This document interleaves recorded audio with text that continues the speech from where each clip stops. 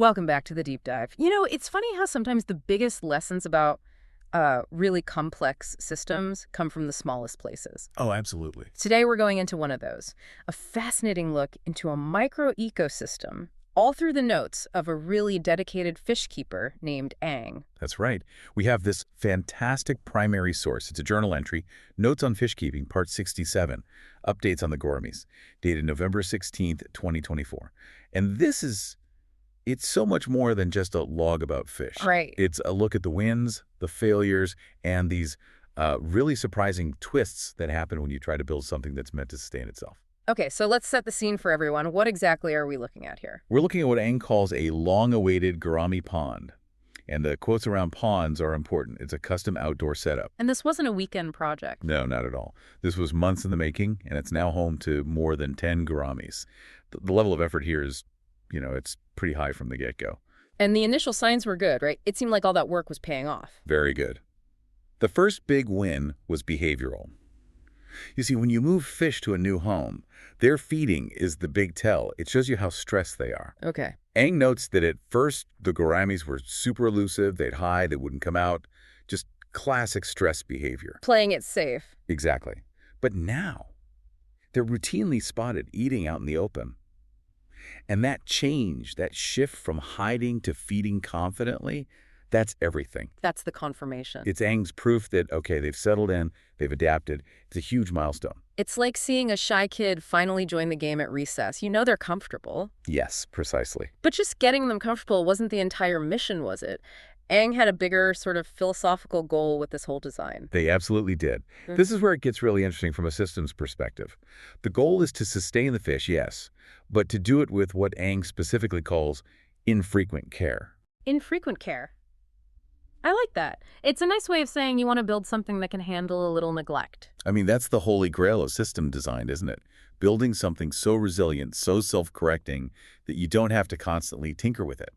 You're betting on the system's own biology to do the heavy lifting for you. Precisely. Aang is trying to avoid creating a system that's, super fragile and needs constant intervention. The goal is resilience. So that's the main driver, this hands-off approach. But I think you mentioned there was a secondary goal, too, something a bit more long-term. Yeah, a more aspirational goal. While keeping the current fish healthy is priority one, Aang also hopes that eventually some pairs might bond and actually spawn in the pond. Wow, okay. So moving from just a habitat to a self-sustaining colony. It's a huge leap. But that only happens if the environment is just right, perfectly stable. So we have this great setup. The fish seem happy. The design philosophy is clear. There's this high bar goal for the future. Everything's looking up. It seems that way. But this is where Aang's detailed notes reveal a major problem, a central contradiction. Yes. Despite all the good signs, the most basic thing, the water, is a problem. It's murky. Stubbornly murky, and that just doesn't add up, does it? Because the filtration system Aang built sounds incredibly robust. It should be. It's not just a mechanical filter. Aang built in two very powerful forms of natural filtration. What are they? Well, first, there's the root system of a sweet potato plant. Like the vegetable. Exactly. Aang is growing it, so its roots are in the water. Sweet potato roots are famous for being a massive nutrient sink. They pull all the fish waste byproducts, the nitrogen compounds, straight out of the water column. So they're like nitrogen magnets working under the surface. Perfect way to put it. And then on top of that, on the surface, there's a dense canopy of duckweed. Oh, aquarists know all about duckweed. It grows like crazy. Like nothing else. It just consumes nutrients at an incredible rate. And it also blocks sunlight, which should prevent algae. So in theory, the water should be crystal clear. So you've got these magnets below and a vacuum cleaner on top, and yet the water is still murky. Which can only mean one thing. The amount of waste, the nutrient input, has to be just overwhelming what the plants can handle. That's the only logical conclusion. And this is where Aang stops just observing and starts to form a hypothesis about what's really going on. And it's a pretty disturbing one. Aang doesn't think this is just a simple imbalance. No. This is the core insight of the whole journal entry.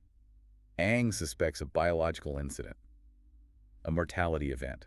Meaning a fish died. One or more, yes. Yeah. The theory is a gourami has died somewhere in the pond, out of sight. And that would do it. When an animal decomposes in a closed system like that, what's the immediate effect on the water chemistry? It's an instant massive shock to the system. That decomposition would trigger a huge ammonia spike. Right, and ammonia is incredibly toxic to the other fish. Lethal. But here's where it gets, as you said, really interesting. Because that toxic pollutant, that ammonia, to the plants, it's something else entirely. It's fertilizer. Pure, potent fertilizer. And what's so fascinating is how the plants responded. The ammonia spike, this toxic event, is actually what fueled the super accelerated growth of both the duckweed and the sweet potato. So the plants aren't dying from the problem, they're thriving because of it. They're thriving because of it. They immediately started gobbling up this huge, free nutrient dump. That's the aha moment, isn't it?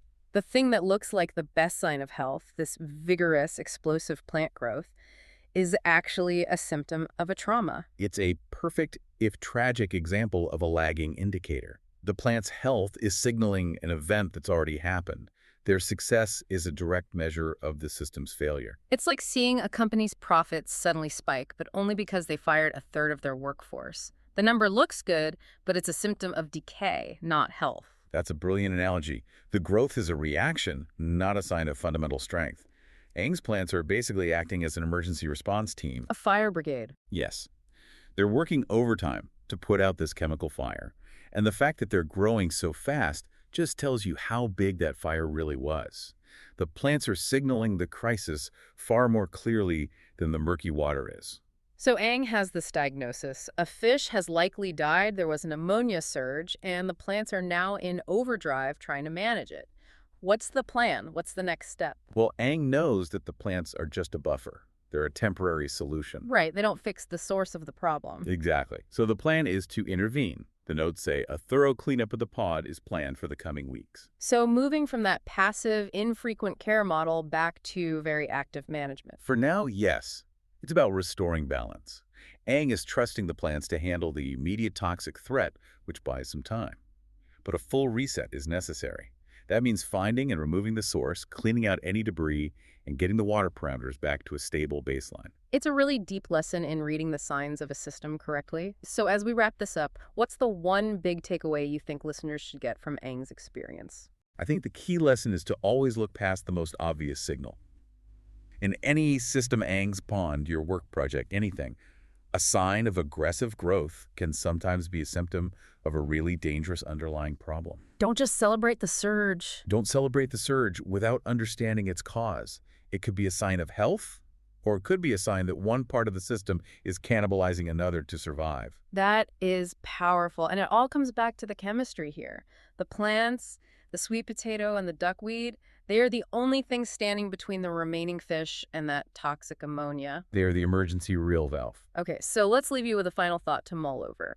We know that connection is crucial. The ammonia spike is feeding the plant growth. So what do you think would happen, both to the water clarity and to the fish, if Ang were to suddenly remove all those plants, the sweet potato and the duckweed, before doing that planned cleanup? You'd essentially be yanking off the relief valve while the pressure is still building. A fascinating and pretty terrifying thought experiment. Exactly. Think about that system shock. We'll leave that with you. Thanks for joining us for the deep dive. Until next time.